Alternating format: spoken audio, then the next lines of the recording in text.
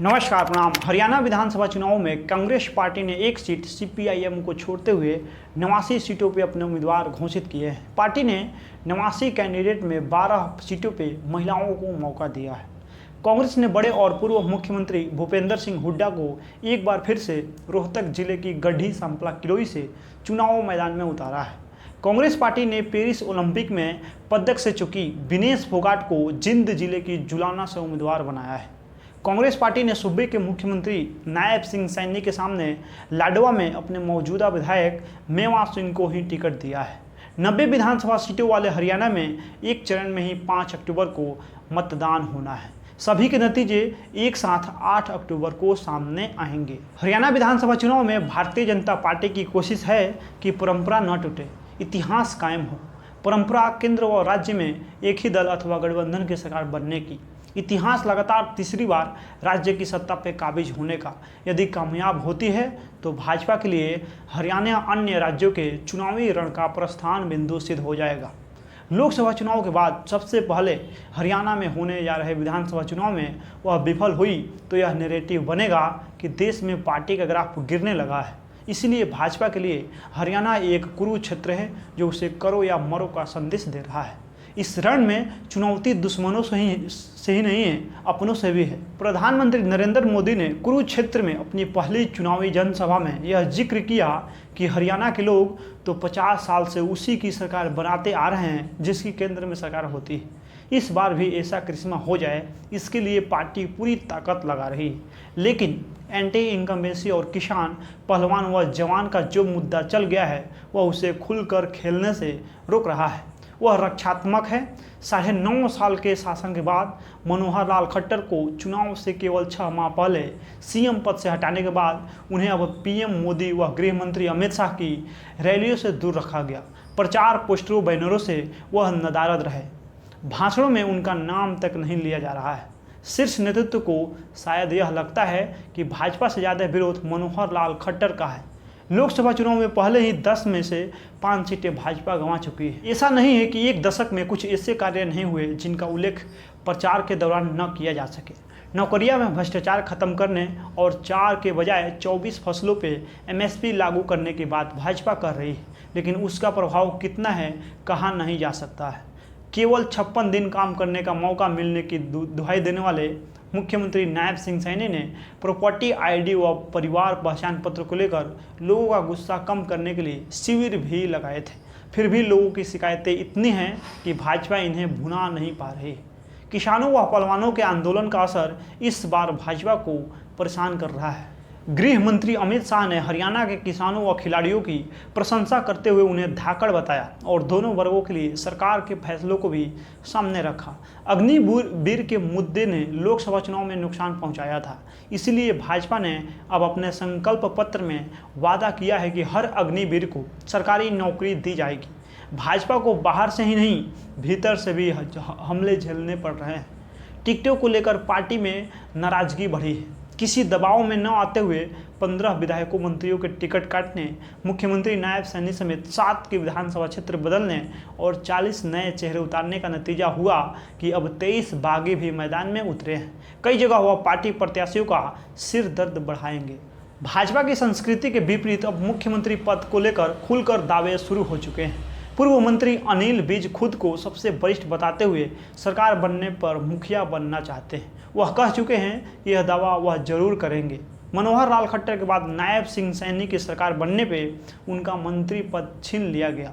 Ticket बंटवारे में अपनी खूब चलाने के बाद अब केंद्रीय मंत्री राव इंद्रजीत सिंह भी मुख्यमंत्री बनने की इच्छा बेबाकी से व्यक्त कर रहे हैं। ऐसे में गृह मंत्री अमित शाह को भिवानी में मंच से कहना पड़ा कि नायब सिंह सैनी ही इस राज्य के मुख्यमंत्री होंगे।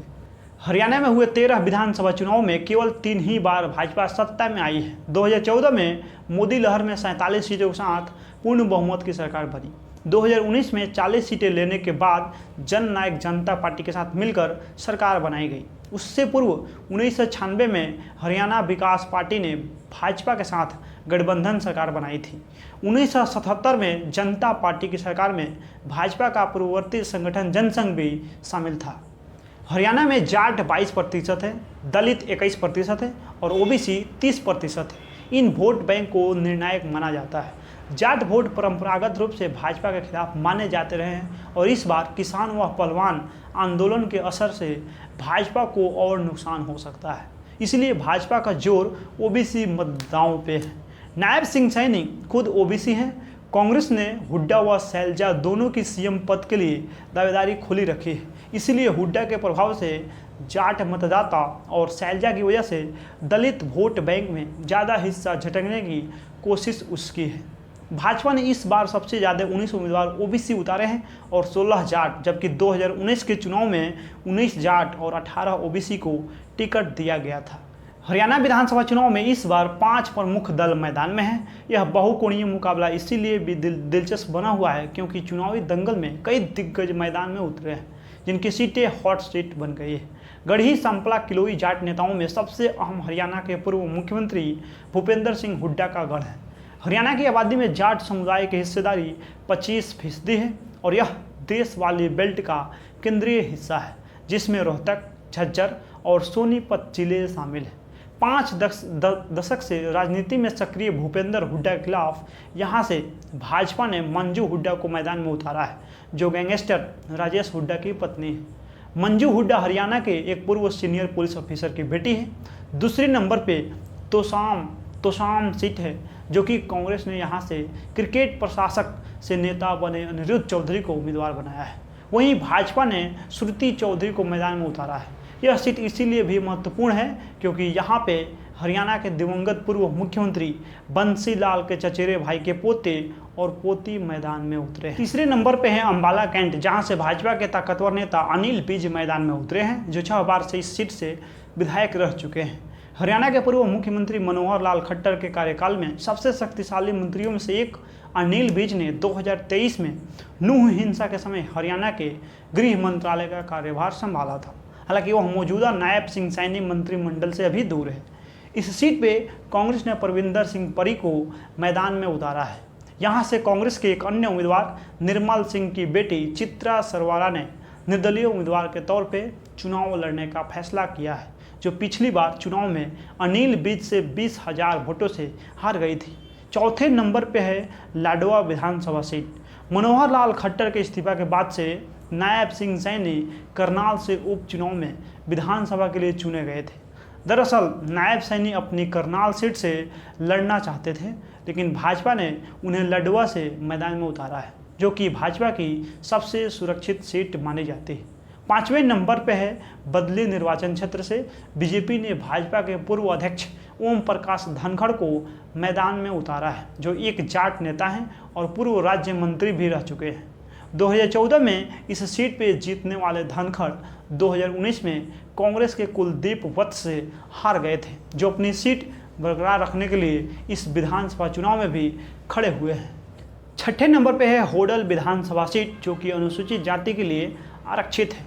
यहाँ से भाजपा ने अपने मौजूदा विधायक जगदीश नायर को टिकट न देकर हरिंदर सिंह राम रतन पे दांव लगाया है। पिछले चुनाव में जगदीश नायर ने केवल 33 वोटों से जीत हासिल की थी। इस सीट पे कांग्रेस को जीत दर्ज करना इसीलिए भी महत्वपूर्ण हो जाता है क्योंकि पार्टी में हरियाणा कांग्रेस प्रमुख उदय भान को इस सीट से मैदान में उतारा है, जो इसके पहले 4 बार इस सीट से जीत चुके हैं। हिसार विधानसभा सीट जो अपने आप में एक महत्वपूर्ण निर्वाचन क्षेत्र है, लेकिन इस बार यह और भी महत्वपूर्ण हो गया है क्योंकि भारत की सबसे अमीर महिला सावित्री जिंदल ने यहां से स्वतंत्र उम्मीदवार के रूप में चुनाव लड़ने का फैसला किया है। निर्दलीय चुनाव लड़ने का फैसला जिंदल की ओर से इसीलिए लिया गया क्योंकि भाजपा ने यहां से उनकी जगह मौजूदा विधायक और राज्य के स्वास्थ्य मंत्री कमल गुप्ता को मैदान में उतारा है। कैथल विधानसभा क्षेत्र, जहां से रणदीप सुरजेवाला के बेटे आदित्य पहली बार चुनाव लड़ने जा रहे हैं।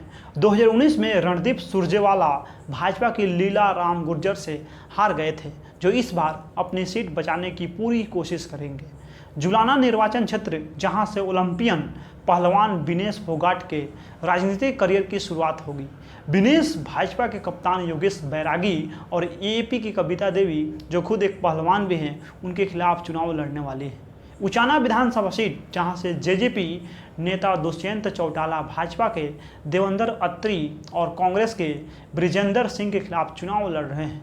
कांग्रेस के बृजेंद्र सिंह इस साल मार्च में भाजपा छोड़ कांग्रेस में शामिल हो गए थे। इस सीट से 2019 के चुनाव में चौटाला ने बृजेंद्र सिंह की मां प्रेमलता को हराया था। बाकी इस वीडियो में आप लोग अपना प्रतिक्रिया दे दीजिए। मिलते हैं अगला वीडियो में। बहुत बहुत धन्यवाद।